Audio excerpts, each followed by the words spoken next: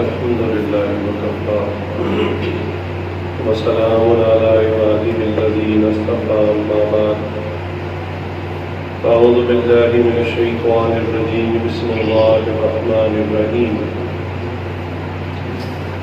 إنما يتقبل الله من المتقين سبحان ربك رب العزة عما يصفون وسلام على المرسلين والحمد لله رب العالمين اللهم صل على سيدنا محمد وعلى آل سيدنا محمد وبارك وسلم اللهم صل على سيدنا محمد وعلى آل سيدنا محمد وبارك وسلم اللهم صل على سيدنا محمد وعلى آل سيدنا محمد وبارك وسلم.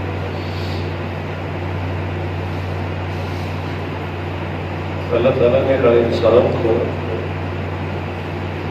مختلف صلاحیتیں مختلف صفات دے کر پیدا کیا ہے.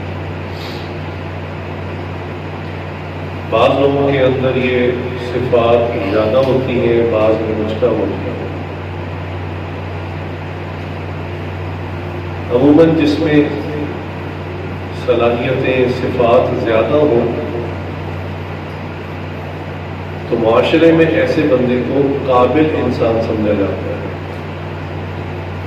یہ قابلیت کا معیار ہے. مثلا کسی شخص کو علم مل گیا، علم کی نعمت مل گئی، حافظہ بہت اچھا ہے، ذہین بہت زیادہ ہے، فہم و فراست بہت ہے، اچھے خاندان سے ہے، مال و دولت بھی ہے، ظاہری حسن و جمال بھی ہے، اپنی بات کو منوانے کا سمجھانے کا ملکہ بھی ہے. تو یہ اور اس قسم کی دیگر صفات کو قابلیت ہے.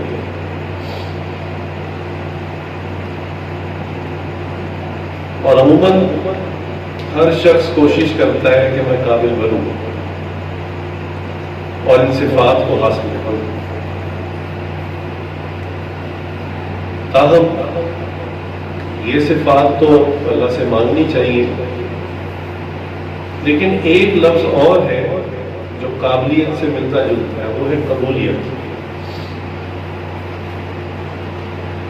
اس کو سمجھنا چاہیے، دونوں میں فرق ہے. قابلیت تو ان صفات کا نام ہے، اور قبولیت یہ ہے کہ بندہ اللہ تعالیٰ کو پسند بھی آ جائے. ضروری تو نہیں ہے نا کہ جس میں بہت ساری قابلیتیں صلاحیتیں ہوں وہ بندہ اللہ کو پسند بھی آ جائے. چنانچہ اس کی آپ کو بہت ساری مثالیں پیش کریں گے کہ بہت زیادہ قابلیت ہو جانے کے باوجود بھی بعض اوقات بندہ اللہ کو پسند نہیں آتا. اور وہ شخص جو ظاہر میں بہت کم صفات والا، کم کمالات والا ہوتا ہے، اللہ تعالیٰ اسے قبول فرما لیتے ہیں. تو شیخ فرماتے ہیں کہ آج قابلیت مانگنے والے بہت زیادہ، دعاؤں میں قابلیت مانگنے والے بہت زیادہ، قبولیت مانگنے والے بہت تھوڑے. ایک اور انداز میں سمجھیں کہ قابلیت قبولیت کے ظاہری اسباب ہے. یہ زیادہ امکان ہے کہ جس بندے میں زیادہ قابلیت ہو، امکان ہے وہ قبول بھی ہو جائے، لیکن قبولیت بالآخر نتیجہ ہے. لہذا جس کے پاس قابلیت کے اسباب کم بھی ہو اور وہ قبول ہو جائے تو گویا اس کو نتیجہ حاصل ہوگا. اس لیے قابلیت اور قبولیت کے فرق کو اچھی طرح سمجھنا چاہیے. اب چند مثالوں سے آپ کی بات سمجھنی آسان ہوگی. قابلیت ہے، قبولیت نہیں ہے. سب سے پہلی مثال تو شیطان کی ہے، ابلیس کی ہے. کتنا قابل حضرت تھانوی رحمۃ اللہ نے لکھا ہے کہ یہ عالم بھی تھا، بڑا کمال عالم تھا، اور عابد بھی تھا، عبادت گزار بھی تھا۔ بعض تفاسیر میں لکھا ہے کہ اس نے اتنی عبادت کی کہ دنیا کا کوئی زمین کا ٹکڑا ایسا نہیں تھا جہاں ایسے سجدہ نہ کیا ہو، اتنی عبادت کی،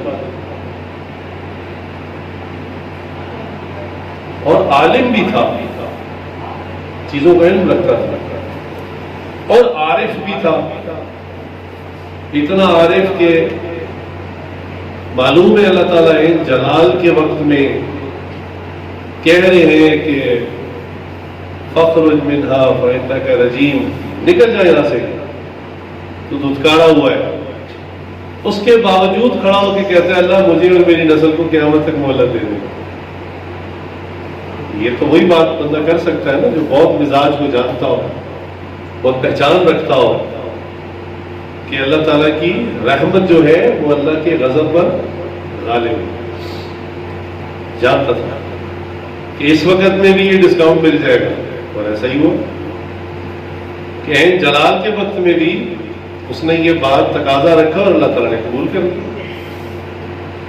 حضرت تھانوی تو لکھتے ہیں کہ عالم بھی تھا، عابد بھی بڑا زبردست تھا، اور عارف باللہ بھی تھا، اللہ کو جاننے والا بھی تھا، لیکن عاشق نہیں تھا، عشق والی نعمت اس کے پاس نہیں تھی، لہذا اتنی قابلیت ہونے کے باوجود بھی قبولیت نہ مل سکی راندہ درگاہ۔ فرعون جس کا قصہ قرآن کریم کے اندر ہے، اس کی ذہانت اور قابلیت اور دماغ اور پلاننگ کا اندازہ اس بات سے کیجئے کہ یہ غریب کسان تھا۔ کم لوگوں کو اس بات کا پتہ ہوتا ہے، لوگ سمجھتے ہیں شروع سے بادشاہ تھا، ایسا نہیں تھا، یہ غریب کسان تھا۔ اس نے تربوز اگائے اور یہ مصر شہر میں بیچنے کے لیے گیا، تو راستے میں چیک پوسٹ آتی تھی، وہاں سپاہی کھڑے ہوتے، تو آپ کو پتہ ہی ہے سپاہیوں کے شروع سے کیا کام ہے، تو وہ کہتے بھئی گزرنا ہے یہاں سے، یہ 2 دانے یہاں پہ اتار دو۔ اچھا، اس نے کہا ٹھیک ہے، اتار دی، آگے گیا، ایک اور پوسٹ آ گئی، اس نے کہا 2-3 دانے اتار دو، چلے جاؤ۔ وہ کرتے کرتے جب وہ شہر تک پہنچا تو اس کا جو ریڑا تھا اس میں اتنے کم دانے رہ گئے کہ وہ پریشان ہو گیا کہ میری تو فصل کے پیسے بھی نہیں نکلے، اور اب میں واپس کیسے جاؤں، میں بس وہ واپسی کا بھی کرایہ نہیں ہے۔ تو سوچ سوچ کے پریشان ہو کے نا، وہ مصر کا جو قبرستان تھا، شہر سے باہر عموماً جو ویران جگہ ہوتی ہے وہ کسی کی ملکیت نہیں ہوتی، بیابان جگہ ہوتی ہے، لوگ مردے دفنا دیتے ہیں، تو یہ وہاں جا کے نا افسردہ ہو کے بیٹھ گیا۔ تو ایک جنازہ آیا، کوئی تدفین کے لیے آیا، انہوں نے ادھر کو دیکھا، کوئی بندہ کوئی غور کر، تو یہ بیٹھا مل گیا۔ اس نے کہا جناب اجازت ہے ہم یہاں دفن کر سکتے ہیں مردہ اپنا؟ اس نے کہا نہیں۔ اس نے کہا جی کیوں؟ اس نے کہا اتنے پیسے نکالو میں دفن کر دوں۔ اس نے بھی سپاہیوں سے کافی کچھ سیکھ لیا تھا، اس نے کہا نکالو اتنے پیسے اور دفن کر لو، یہ میری زمین ہے۔ اچھا، اتنے کانفیڈنس سے کہا کہ انہوں نے کہا شاید باقی مالک ہے یہ، انہوں نے اس کو کچھ پیسے دیے، دفن کر دیا۔ اچھا، اس کے ہاتھ یہ کام آ گیا، اس نے روز یہ کام پکڑ لیا، جب بھی کوئی تدفین کرنے آتا وہ کہتے اتنے پیسے دو، دفن کر دو۔ حتیٰ کہ جو مصر کا بادشاہ تھا اس کا وزیر مر گیا۔ اب بادشاہ اپنے سپاہیوں کے ساتھ، فوج کے ساتھ شاہی پروٹوکول میں وزیر کو دفن کرنے آیا، تو اس نے کہا جناب روک جائیں، پہلے میری پیمنٹ کریں پھر دفن کریں۔ تو بادشاہ کو اس کی جرأت پہ بڑا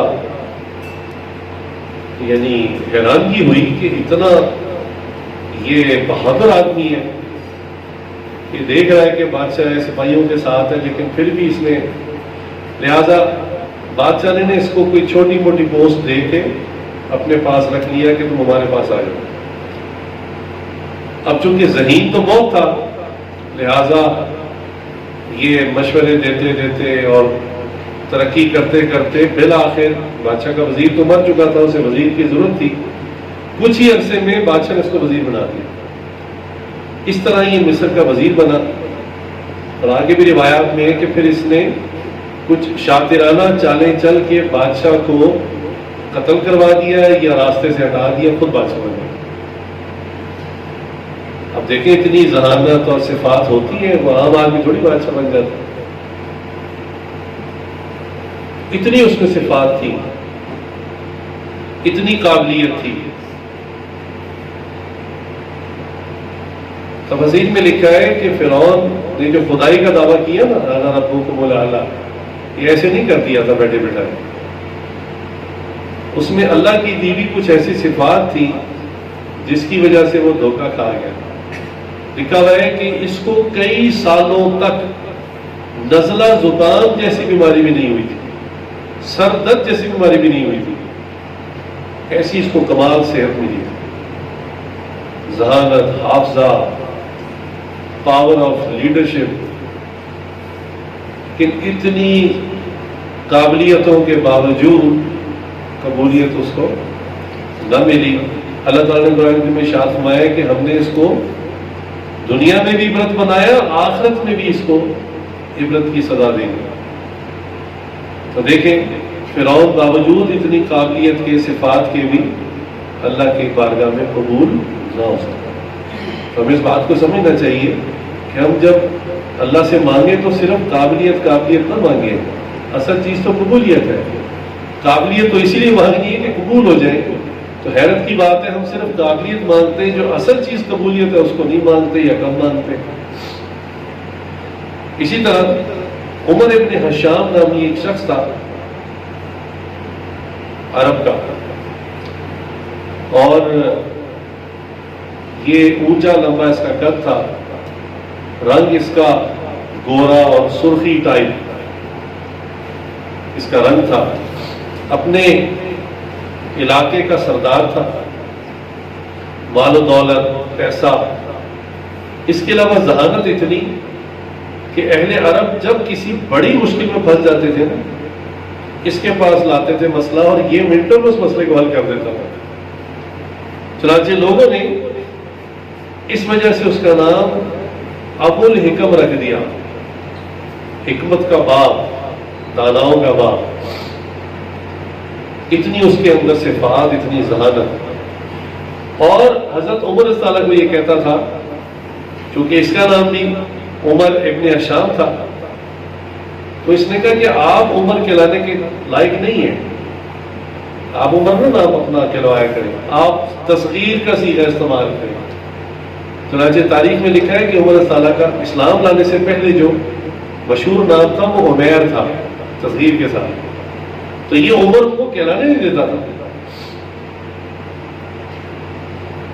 اور اللہ کی شان، جب اس پر ایمان کو پیش کیا گیا اور اس نے ایمان کو قبول نہ کیا، تو رسول اللہ صلی اللہ علیہ وسلم نے اس ابال حکم کو کیا نام دیا؟ ابو جہل نام دیا، جاہلوں کا باپ۔ اور آج یہی نام اس کا مشہور ہے، ابو جہل، اصل نام اس کا کوئی بھی جانتا ہے۔ تو دیکھیں ظاہری طور پر اتنی صفات، سرداری، دولت، حکمت، دانائی، عزت، لیکن اس سب کے باوجود نبی صلی اللہ علیہ وسلم نے اس کو جاہلوں کا باپ نام دیا۔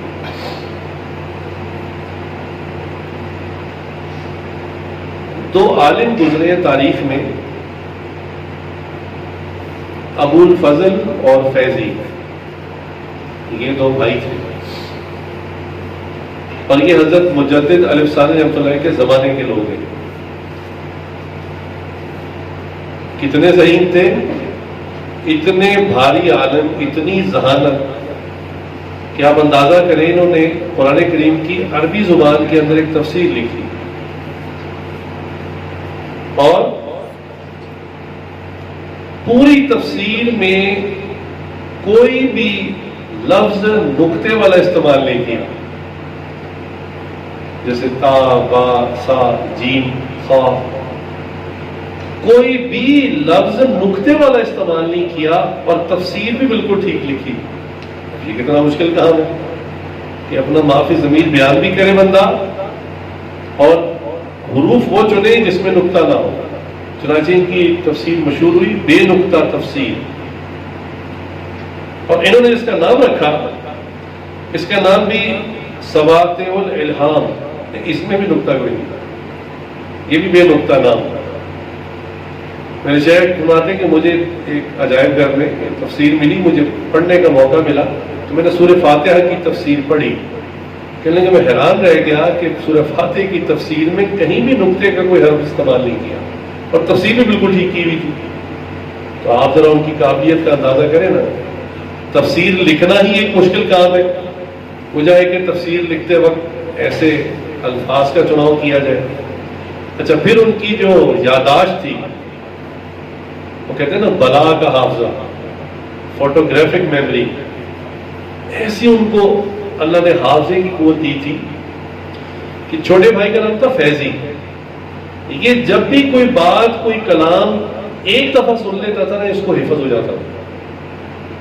اور جو بڑا تھا اس کا نام تھا ابو الفضل، اس کے اندر یہ صفت تھی کہ یہ جو کلام جو بات 2 دفعہ سن لیتا تھا اس کو بھی حفظ ہو جاتا تھا.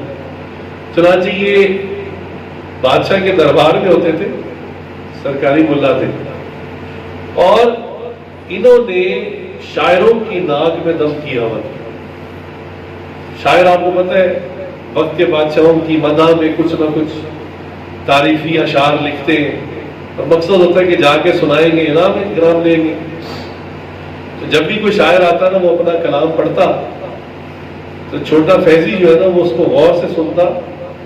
تو جیسے ہی شاعر کلام مکمل کرتا وہ کھڑا ہو جاتا کہ جناب یہ تو جھوٹ بول رہا ہے، اس کا کلام نہیں، یہ تو میرا کلام ہے. تو بادشاہ کہتا ہے کہ آپ کا کلام ہے، اگر آپ کا ہے تو پھر آپ سنائیں. تو فیضی جو ہے وہ پورے کے پورے کلام کو سنا دیتا. اب ایک دفعہ شاعر نے پڑھا، ایک دفعہ فیضی نے پڑھا، 2 دفعہ ہو گیا. تو اب ابو الفضل کو بھی یاد ہو جاتا. تو فیضی جب پڑھ کے فارغ ہوتا تو ابو الفضل کھڑا ہو جاتا کہ جناب میں گواہی دیتا ہوں کہ کلام میرے چھوٹے بھائی فیضی کا ہے، اور دلیل کے طور پہ میں بھی آپ کو سنا سکتا ہوں، وہ بھی سنا دیتا. شاعروں کی ناک میں دم ہو گیا، وہ بیچارے سٹ پٹاتے ہوئے وہاں سے چلے جاتے. تو ذہانت، حافظہ، علم، قابلیت اس درجے کی. لیکن یہ چونکہ بادشاہ کے سرکاری ملا تھے، انہوں نے فتویٰ دیا کہ بادشاہ سلامت آپ کے لیے تعظیمی سجدہ کروانا جائز ہے. لہذا انہوں نے بادشاہ کے لیے فتویٰ دیا، اور بادشاہ ان کے فتوے کی وجہ سے تعظیمی سجدہ کروایا کرتا کہ ہرانے والا بجائے سلام کرنے کے سجدہ کرتا ہے. اندازہ کیجیے. اور وقت کے مجدد حضرت مجدد علی ثانی رحمۃ اللہ علیہ نے جب بادشاہ سے اصلاح کی بات کی اور حق بات کی تو ان دونوں نے اتنی مخالفت کی کہ انہوں نے حضرت کو جیل بھجوا دیا. اللہ اکبر، وقت کے مجدد کے خلاف کام کیا. تو قابلیت دیکھیں اتنے بھاری عالم، اور قبولیت کا عالم دیکھیں تو اللہ اکبر. اس لیے اللہ سے صرف قابلیت نہ مانگے بلکہ اللہ سے قبولیت مانگے کہ اللہ تعالیٰ ہمیں قبول فرما لے. ہمارے اعمال جیسے بھی ہیں، ٹوٹے پھوٹے ہیں، جس طرح کی بھی ہیں، علمی ہوں، عبادت کے ہوں، خدمت کے شعبے سے ہوں، اللہ تعالیٰ اس کو قبول فرما لے. چنانچہ ہمارے حضرت نے ایک واقعہ سنایا اپنے شہر جھنگ کا. فرماتے ہیں وہاں ایک مفتی صاحب تھے جھنگ شہر کے.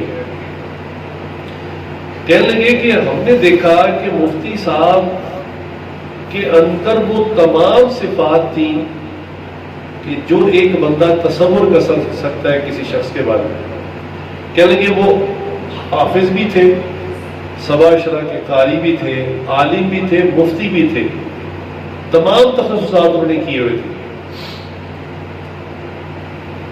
اور صاحب کلام تھے. وہ جب واز کرتے، تقریر کرتے، لوگ دنگ رہ جاتے ہیں. ہوتا ہے نا بعض عالم تقریر نہیں کر پاتے، تصنیف لکھتے تو وہ کمال، تقریر کرتے تو وہ کمال. تو ان صفات کو دیکھتے ہوئے انہوں نے اپنے نام کے ساتھ اپنا تخلص لگانا چاہا. انہوں نے تخلص کمال یہ لفظ لگایا اپنے نام کے ساتھ. تو حضرت فرماتے ہیں میں نے ان سے کہا کہ بھائی کمال تو ذات، کامل ذات تو صرف اللہ کی ہے. ہاں کامل، لفظ کامل انہوں نے اپنے نام کے ساتھ لگایا. تو حضرت فرماتے ہیں مجھے پتہ چلا تو میں نے ان کو سمجھایا کہ دیکھو کامل صرف اللہ کی ذات ہے اور اللہ کے حبیب صلی اللہ علیہ وسلم کی ذات ہے، اور تو کوئی کامل نہیں ہے، تو سب ناقص ہے. انہوں نے کہا بھی آپ بتائیں کون سا نقص ہے. اب کہنے کہ ظاہر میں واقعی میں کوئی نقص ان کا بتا نہیں سکتا تھا، کیونکہ ظاہر میں واقعی اللہ نے کمالات دیے تھے.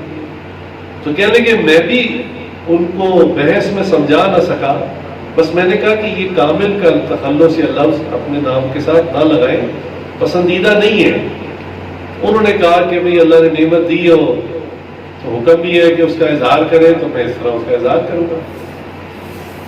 خیر کہنے لگے کہ انہوں نے اپنے نام کے ساتھ کامل لکھنا شروع کر دیا، اور اللہ کی شان وہ ایک مسجد میں جہاں پر امامت، خطابت، نماز سارے معاملات ان کے چل رہے تھے، وہاں ان سے مسئلہ بیان کرتے وقت کوئی خطا ہوئی.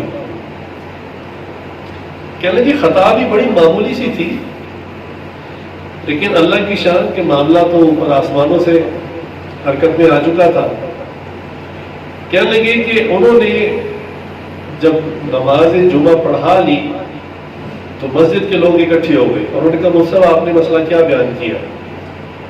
انتظامیہ کے لوگ بھی بیٹھے ہوئے تھے. تو انہوں نے اس کو سمجھانا شروع کیا، بتانا شروع کیا کہ نہیں میری مراد ایسے تھی، نہیں میری مراد ایسے تھی. کہنے کہ اللہ کی شان کو جتنا معاملہ سمجھانا کی کوشش کریں اتنا ہی معاملہ اور الجھتا چلا جائے اور لوگ اور اشکال میں مبتلا ہو گئے. حتیٰ کہ ایک دن ختم ہو گیا، دوسرے دن پھر نشست ہوئی، پھر لوگ ان کو سمجھا رہے ہیں اور وہ کہہ رہے نہیں یہ مسئلہ ایسے ہی. تیسرے دن بات شہر میں پھیل گئی اور علماء آ گئے، انہوں نے سمجھایا، انہوں نے کہا نہیں مسئلہ تو ایسے ہی ہے.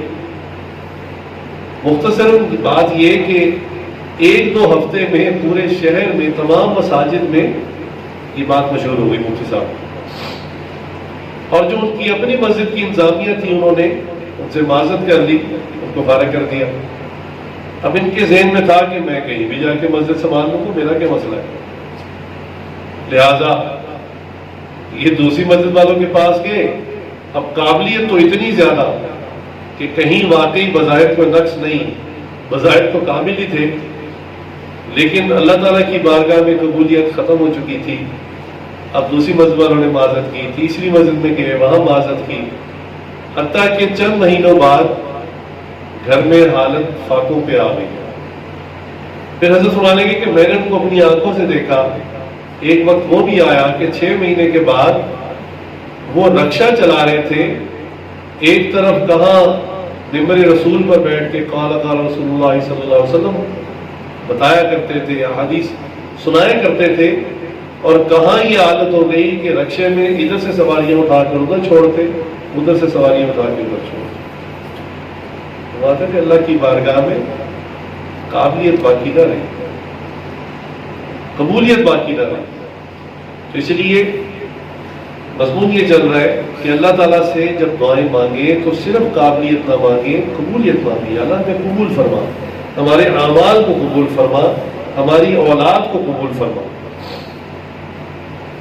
اس کی ایک عام مثال یوں سمجھے کہ بعض لڑکیاں شکل میں بالکل سادہ سی ہوتی ہیں، قبول صورت ہوتی ہیں، لیکن خاوند کو پسند آ جاتی ہیں، وہ اپنے گھر میں خوش و خرم ہوتی، گھر آباد ہوتا ہے. اور بعض اوقات کوئی لڑکی بہت دیکھنے میں خوبصورت ہوتی ہے، صفات بھی اس میں بہت ہوتی ہیں، لیکن خاوند کو پسند نہیں آتی، لہٰذا خاوند طلاق دے دیتا ہے. اب طلاق کو بندہ خوشی تو نہیں دیتا نا، ظاہر سی بات ہے ناپسندیدگی کی وجہ سے. تو یہ سمجھیں کہ خاوند کے سامنے وہ قبول نہیں ہوتی.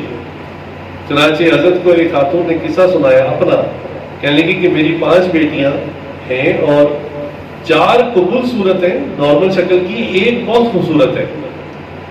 تو کہنے کہ ہمارے لیے مسئلہ یہ تھا کہ جب بھی کسی بچی کا رشتہ دیکھنے گھر میں کوئی آتا تو اسی کو پسند کر لیتا ہے.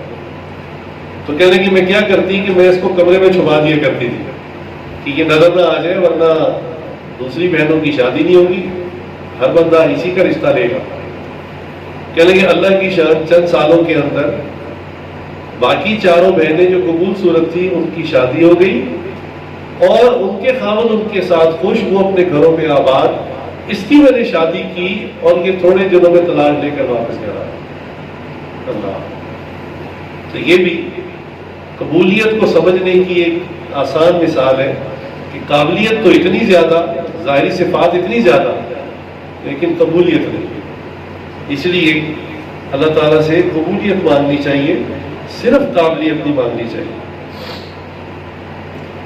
جن لوگوں کو قبولیت ملی ویسے تو ان کے قصے واقعات بہت زیادہ ہیں, تاہم اگر آپ انبیاء میں بھی حضرت ابراہیم علیہ السلام کو دیکھیں تو اللہ تعالیٰ نے ان کو عجیب قبولیت عطا فرمائی. ہر قوم کے اوپر جو نبی آئے نا, وہ قوم صرف اس نبی کی تعظیم کرتی ہے, دوسرے انبیاء کی اکثر وہ تعظیم نہیں ہوتی. لیکن حضرت ابراہیم علیہ السلام کو اللہ تعالیٰ نے ایسی عزت عطا فرمائی, ایسی قبولیت عطا فرمائی کہ یہودی بھی ابراہیم علیہ السلام کی عزت کرتے ہیں, عیسائی بھی حضرت ابراہیم علیہ السلام کی عزت کرتے ہیں, اور مسلمان تو بہرحال تمام انبیاء کی عزت کرتے ہیں, ابراہیم علیہ السلام کی بھی عزت کرتے ہیں. اللہ نے ایسی قبولیت عطا فرمائی. پھر دیکھیں ان کی زندگی کے واقعات کہ انہوں نے اللہ کے نام پر اپنے بیٹے کو ذبح کرنا چاہا. اللہ تعالیٰ کو ان کی ادا اتنی پسند آئی, اللہ نے ادا کو ایسا قبول کیا کہ فرمایا قیامت تک نبی صلی اللہ علیہ وسلم کی جو امت ہے وہ بھی اس سنت کو ادا کرے گا. اللہ نے ایسا قبول فرمایا. سمجھ, بیت اللہ کی تعمیر جو ایک بہت بڑی سعادت ہے, اللہ تعالیٰ نے وہ ابراہیم علیہ السلام کو عطا فرمائی. لہٰذا انہوں نے اپنے بیٹے اسماعیل علیہ السلام کے ساتھ مل کر بیت اللہ کی تعمیر کرنا شروع کی. اور تعمیر کے دوران بھی عجیب واقعہ ہوا کہ جہاں تک ان کا ہاتھ جاتا تھا انسانی قد کے مطابق, وہاں تک تو یہ پتھر جوڑتے رہے. اب جب عمارت کو اونچا کرنا تھا تو بظاہر کوئی سیڑھی, اور اس زمانے میں کوئی کرین وغیرہ تو تھی نہیں, لیکن انہوں نے اللہ پہ بھروسہ کیا, جو پتھر اوپر رکھنا تھا اس کو اٹھا کے کھڑے ہو گئے اور اللہ سے مانگنا شروع کیا. اللہ سے مانگتے رہے. اللہ کی شان, جس پتھر پہ یہ کھڑے ہوئے تھے نا, وہ پتھر لفٹ کی طرح اوپر ہونا شروع ہو گیا, اور جہاں یہ پہنچنا چاہتے تھے وہاں جا کے رک گیا. انہوں نے پتھر رکھ دیا, جب پتھر رکھا تو وہ پتھر دوبارہ نیچے ان کو لے آیا. اسی طرح انہوں نے پورے بیت اللہ کی تعمیر مکمل کی, اور اس پتھر پہ ان کے پیروں کے نشان ہیں, اور بیت اللہ میں اس جگہ کا نام بھی مقام ابراہیم ہے.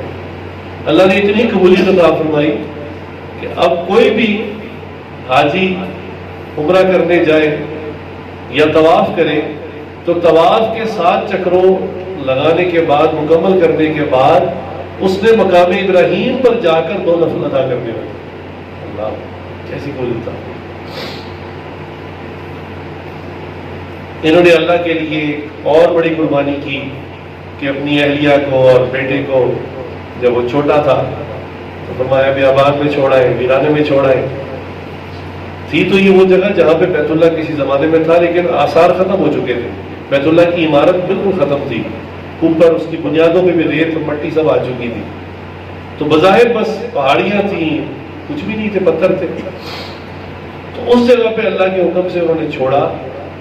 اللہ تعالیٰ کو ان کی یہ قربانی بھی اتنی پسند آئی کہ ان کے بیٹے اسماعیل علیہ السلام جس جگہ پر ایڑیاں رگڑ رہے تھے, وہاں سے اللہ تعالیٰ نے زمزم کا چشمہ جاری کر دیا, جو پینے والوں کے لیے شفا ہے.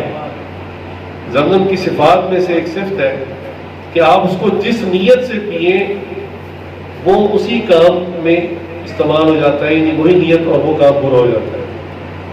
لہٰذا کوئی پیٹ بھرنے کے لیے پیے, یعنی بھوک ختم کرنے کے لیے اس کی بھوک ختم. پانی تو بہرحال ہے, پیاس کے لیے پیے, پیاس ختم. کوئی رزق کے لیے پیے, صحت کے لیے پیے, عبادت میں برکت کے لیے پیے, جو نیت جو دعا کر کے پیے, اللہ کی شان اس میں ایسی تاثیر ہے, تو وہی دعا اللہ چاہتے ہیں تو قبول فرمائے.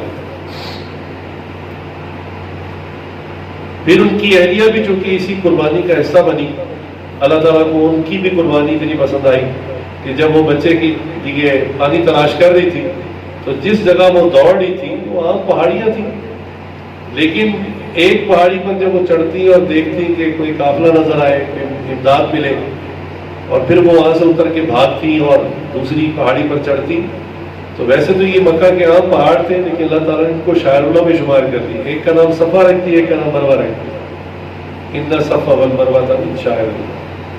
اللہ تعالیٰ نے اس کو اپنے شاعر اللہ میں شمار کر دیا، اللہ کی نشانی میں شمار کر دیا.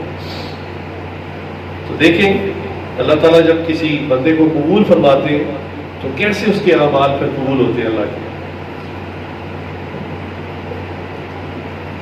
بخاری شریف وہ کتاب ہے کہ جس کو مسلمان بھی جانتے ہیں اور غیر مسلم بھی جانتے ہیں.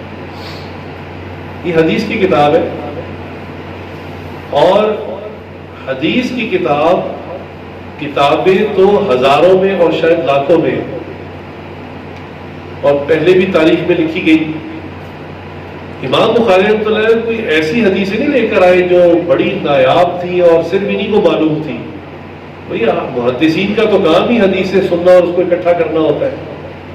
تو بے تحاشا محدثین نے ہر زمانے میں حدیث کی کتابوں کو لکھا، لیکن دیکھیے جو قبولیت اللہ تعالیٰ نے بخاری شریف کو عطا فرمائی وہ کسی اور حدیث کی کتاب کو عطا نہیں فرمائی. یہ قبولیت ہوتی ہے.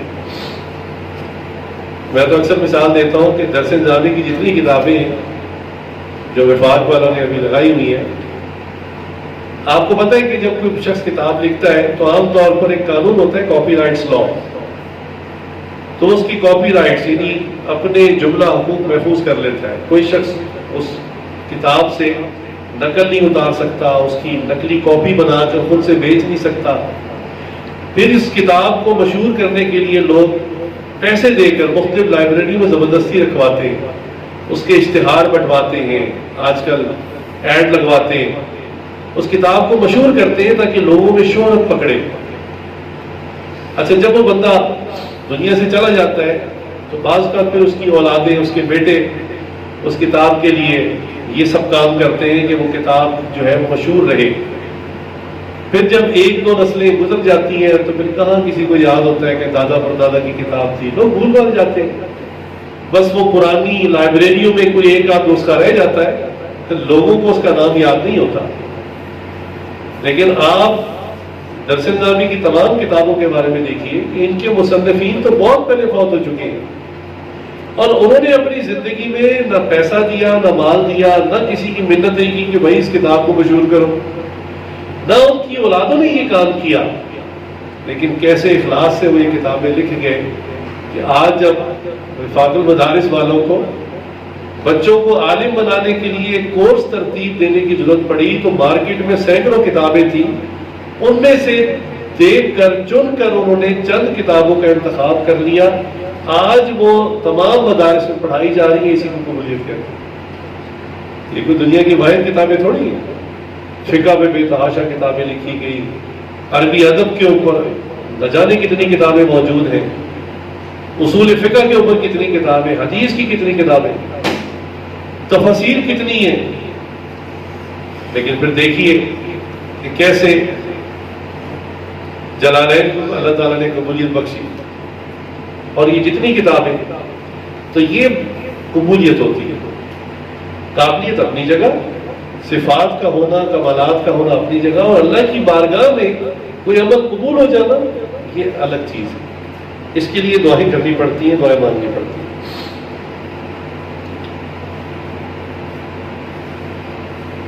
چنانچہ دنیا کے اندر علماء بہت اور مختلف فرقے کے لوگ، مختلف فقہ کے لوگ بہت، لیکن اللہ تعالیٰ نے جو قبولیت دارالعلوم دیوبند کو عطا فرمائی کسی اور کو عطا نہیں فرمائی. اچھا ویسے تو ہر بندہ ہی کہتا ہے کہ جی جس فقہ سے میرا تعلق ہے وہ سب سے مقبول ہے، سب سے مشہور ہے، لیکن یہ تو کوئی معیار نہ ہوا. تو شیخ فرماتے ہیں کہ مجھے دنیا کے بہت ممالک میں جانے کا موقع ملا کہنے لگے امریکہ، افریقہ، برطانیہ، Europe, France, Australia, Sydney, Canada, نہ جانے کن کن ملکوں میں. اچھا یہ تو وہ ملک ہیں جو مشہور ہیں، ہر ایک کو نام آتے ہیں. مجھے اللہ تعالیٰ ایسے ملکوں میں لے گئے جن کے نام ہی بڑے نایاب تھے. فرماتے ہیں ایسی جگہوں پہ بھی لے گئے کہ جہاں پر وضو کے لیے پانی میسر نہیں تھا، برف ہوتی تھی، اور برف کو توڑ کر نیچے سے پانی نکالنا پڑتا تھا وضو کے لیے. اور کئی جگہوں پر جو ہے وہ برف کو پگھلا کر پانی سے وضو کرنا پڑتا. کہنے لگے ایسی جگہوں پہ بھی جانے کا اتفاق ہوا جہاں پورے مکانات ہی برف کے بنے ہوتے ہیں، یعنی نیچے بھی برف، دیواریں بھی برف کی، چھتیں بھی برف کی. کہنے لگے ایک ہوٹل میں، ایک ریسٹورینٹ میں جانے کا اتفاق ہوا، اتنے ٹھنڈے علاقے میں وہ تھا کہ جس ٹرے کے اندر وہ کھانا لے کر آتے تھے نا لوگوں کے لیے، وہ ٹرے بھی برف کا بنا ہوتا تھا. اللہ اکبر. اور کہنے لگے کہ ایسی جگہ پہ بھی جانے کا موقع ملا کہ جہاں پر بورڈ لگا ہوا تھا، آگے سمندر تھا، بورڈ لگا ہوا تھا اینڈ آف دی ورلڈ، کہ دنیا کا یہ آخری کنارہ ہے، اس کے آگے کوئی آبادی نہیں ہے. ایسی جگہ پہ جانے کا موقع ملا. ایسی جگہوں پہ بھی جانے کا موقع ملا جہاں 6 مہینے دن رہتا ہے، 6 مہینے رات ہوتی ہے.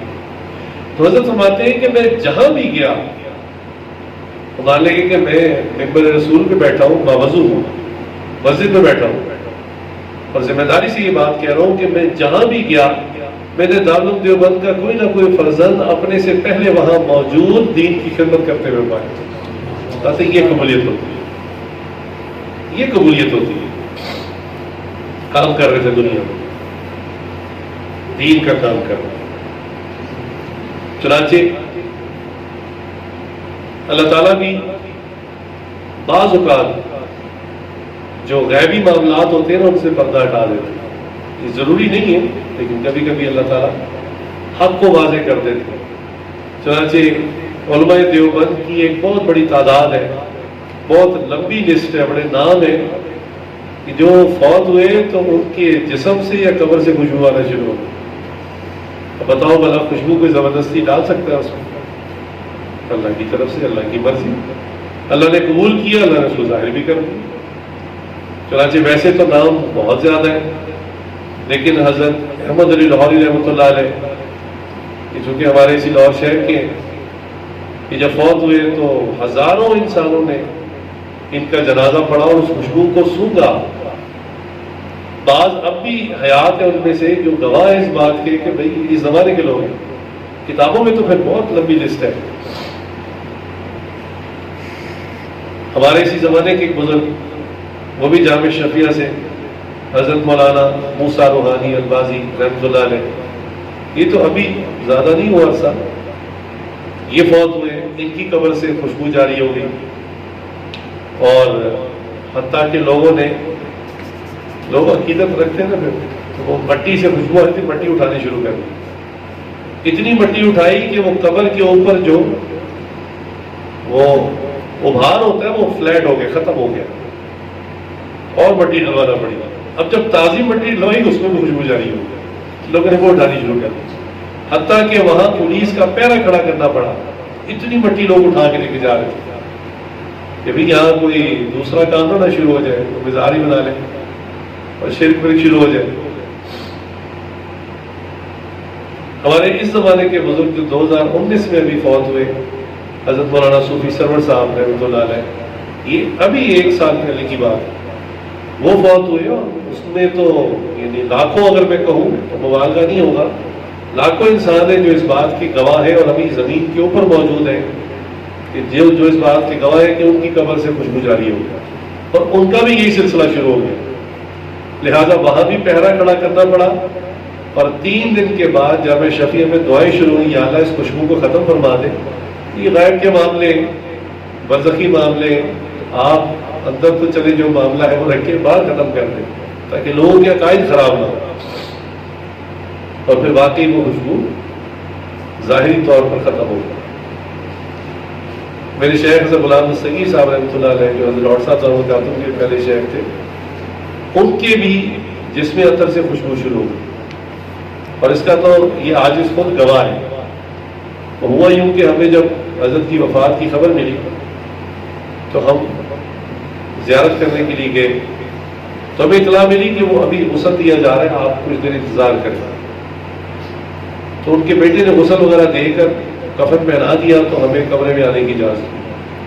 جب ہم کمرے میں گئے تو یہ اس عاجز کا ذاتی اپنا تجربہ آپ سب کو میں بتا رہا ہوں، کسی کتاب کی بات نہیں بتا رہا، کہ اتنی تیز خوشبو تھی، اتنی تیز خوشبو کہ دل میں ایک خیال آیا کہ ٹھیک ہے فوت ہونے والے کو، میت کو یا کفن کو خوشبو لگانا مستحسن ہمارے، لیکن اتنی تیز نہیں لگانی چاہیے، بہرحال ایک حد میں لگانی چاہیے۔ بہت تیز تھی، کمرے سے باہر سے آنا شروع ہوئی، لیکن جب اندر گئے تو بہت تیز تھی، اور جیسے جیسے حضرت کے چہرے کے قریب گئے زیارت کے لیے تو پھر تو انتہائی ہو گئی۔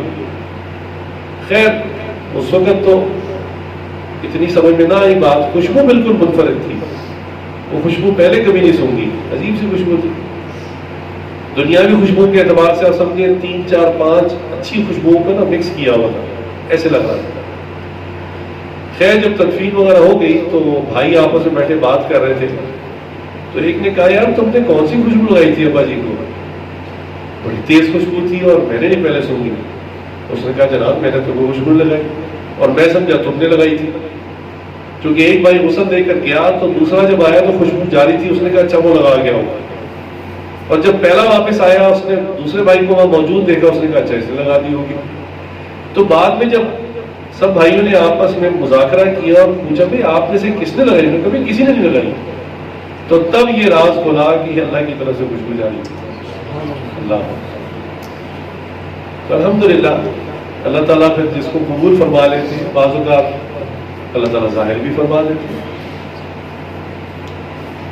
اللہ تعالیٰ کی یہاں قبولیت کا کوئی معیار نہیں ہے کہ قابلیت ہوگی تو قبولیت ہوگی۔ اب ہم اندازہ کریں کہ اللہ تعالیٰ نے قبول فرمایا تو ایک چونٹی کو قبول کر لی، اور اس چونٹی کا قرآن کریم میں ذکر بھی کیا، اور چونٹی کے نام سے ہی سورۃ النمل، چونٹی کے نام سے سورت رکھ دی۔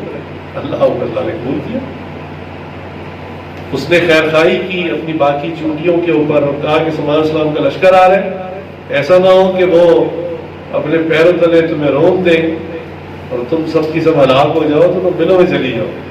اس نے بس اتنی آواز لگائی، خیر خواہی کی، اللہ کو اس کی خیر خواہی اتنی پسند آئی کہ اللہ نے چونٹی کے نام سے سورت قرآن کریم میں نازل فرمائی۔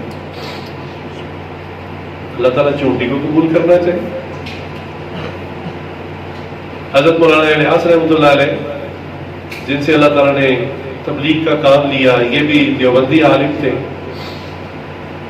اب تبلیغ کے اندر جو سب سے مین فیچر ہے، جو سب سے نمایاں صرف کسی تبلیغی میں ہونی چاہیے، وہ حسن کلام ہے، کہ وہ بہت اچھے انداز سے بات کر سکتا ہو، اچھے طریقے سے فراوانی سے ربط کے ساتھ بول سکے۔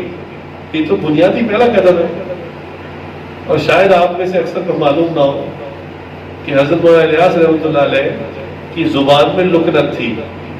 جیسے ایک بندہ ہکلاتا ہے نا، بات کرتے ہوئے اٹک جاتا ہے، بات کو کئی دفعہ ریپیٹ کرتا ہے اور پھر وہ بڑی مشکل سے اپنی بات کو مکمل کر پاتا ہے۔ تو حضرت مولانا الیاس رحمۃ اللہ علیہ جو تبلیغی جماعت کے بانی ہیں، آج پوری دنیا میں تبلیغی جماعتیں جاتی ہیں، اور کتنے بڑے بڑے لاکھوں کے حساب سے اس کے اجتماعات ہوتے ہیں۔ یہ پاکستان کا جو اجتماع ہم دیکھتے ہیں نا، یہ رائے والا یہ چھوٹا سا اجتماع ہے، بنگلہ دیش میں جو ہوتا ہے وہ بہت بڑا ہے، جو ساتھی وہاں گئے انہوں نے بتایا ہوا ہے، وہ تو بہت بڑا اجتماع ہے، اور پوری دنیا میں اجتماعات ہوتے ہیں، پوری دنیا میں جماعتیں جاتی ہیں، اور جو اس کام کی بنیاد ڈالنے والا ہے اس کی زبان میں کیا تھی؟ لکنت تھی، ہکلاتے تھے۔ ایک جملے کو مکمل کرنا، مکمل بولنا ان کے لیے مشکل تھا۔ اب بظاہر صفات دیکھیں تو کام کے اعتبار سے جسے ہم اپنی زبان کہتے ہیں نا انفٹ ہے، اس کام کے لیے آپ فٹ نہیں ہے، لیکن اللہ تعالیٰ کو ان کا تقویٰ پسند آ گیا، اللہ تعالیٰ نے انہی کو اس کام کے لیے قبول کیا۔ ایک تبلیغی یا ایک بندہ جو لوگوں میں بات کرے، وہ تھوڑا ظاہری طور پہ بھی دیکھنے میں بھی کچھ نمایاں ہو، خوشنما ہو۔ حضرت مولانا الیاس رحمۃ اللہ بڑے پتلے دبلے سے چھوٹے سے قد کے آدمی تھے، لیکن اللہ تعالیٰ نے ان کو صبر علم اتنا دیا تھا کہ ایک چودھری کو دعوت دینے کے لیے گئے تو بات کرنے لگے، تو اب ہکلا بھی رہے تھے، اب وہ چودھری تھا علاقے کا، تو تھوڑی دیر اس نے صبر کیا، اور جب اس کو بات سمجھ نہ آئی نا تو اس نے حضرت کو ایک تھپڑ مارا، حضرت زمین پہ جا کے لے گیا۔ تو زمین سے اٹھے اور اٹھ کے کہا کہ بھائی اب آپ نے تھپڑ مار دیا، اب تو آپ میری بات سن لیں۔ اللہ، کیسا عجیب صبر اور علم تھا ان کے اندر۔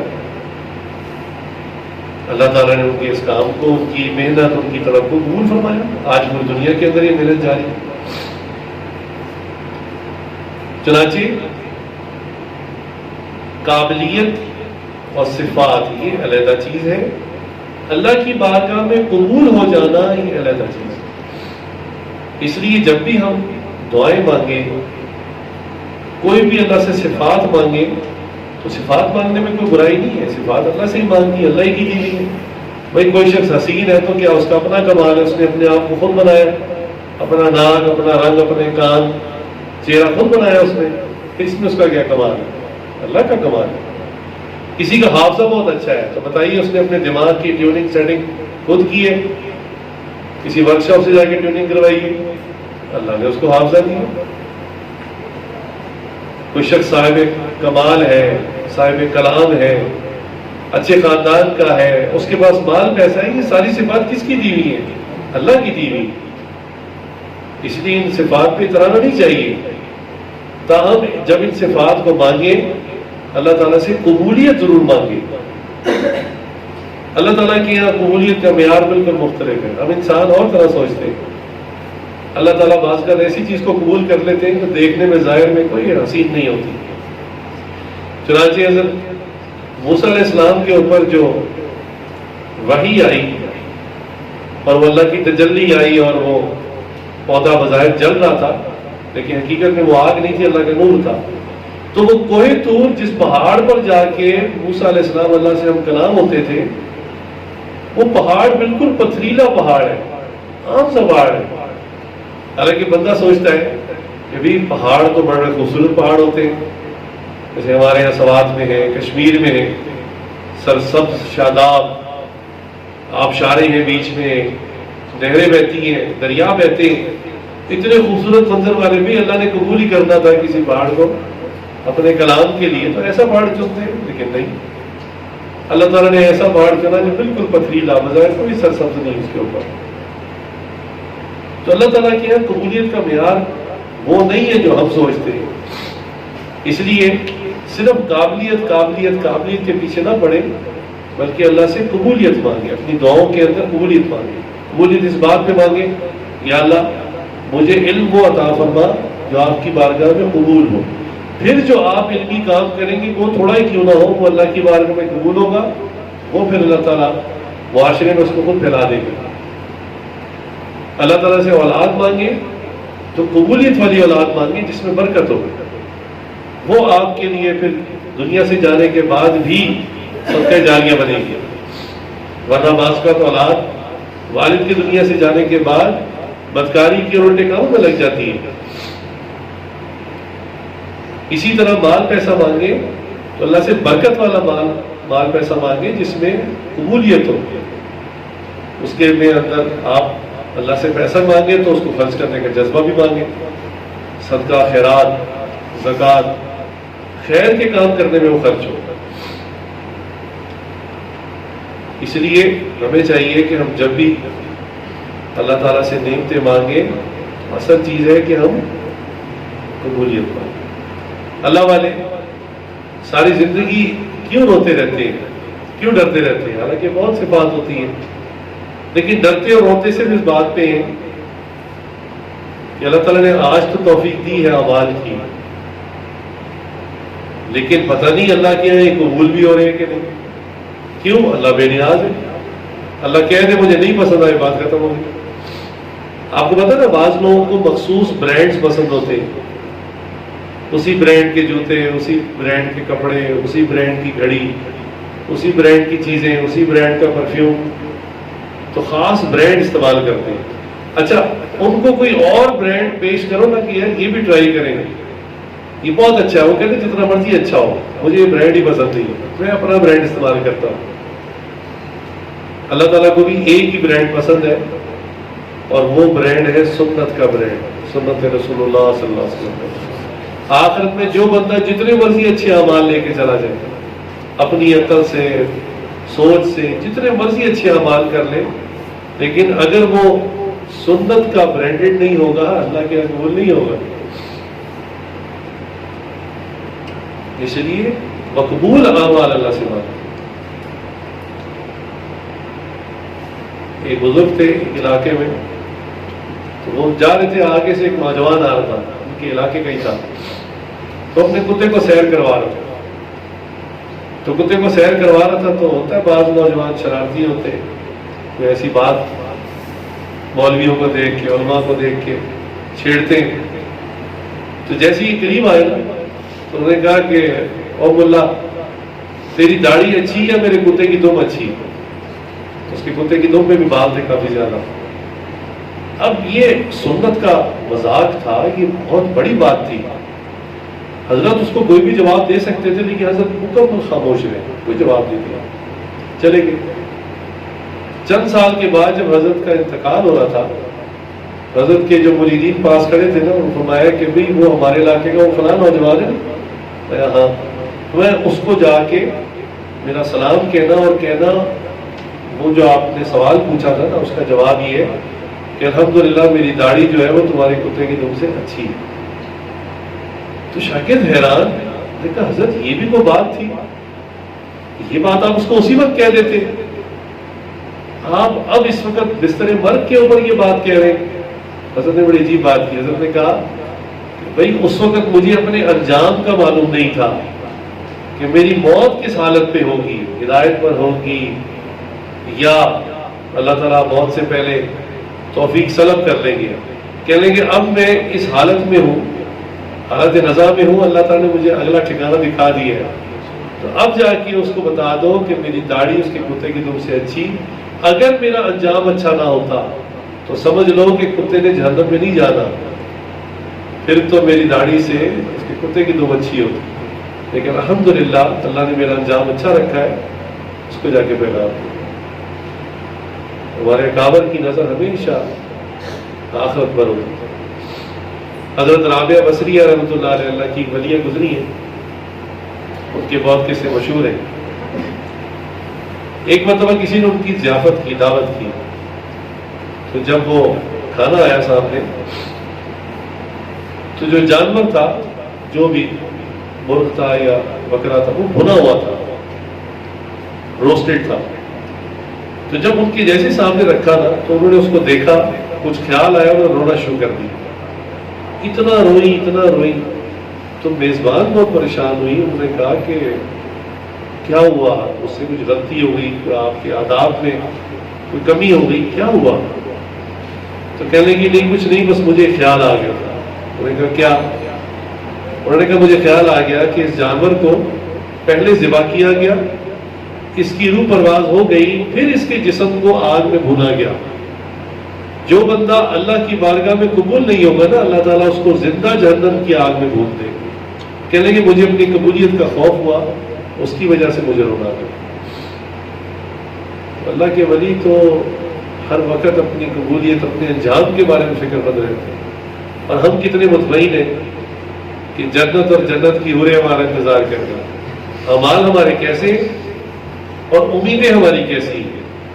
اور اللہ والے جو 24 گھنٹے عبادت کرتے تھے، دن میں روزہ رکھنا، ساری رات عبادت کرنا، ان کے اوپر ہر وقت اپنی قبولیت کا خوف طاری رہتا۔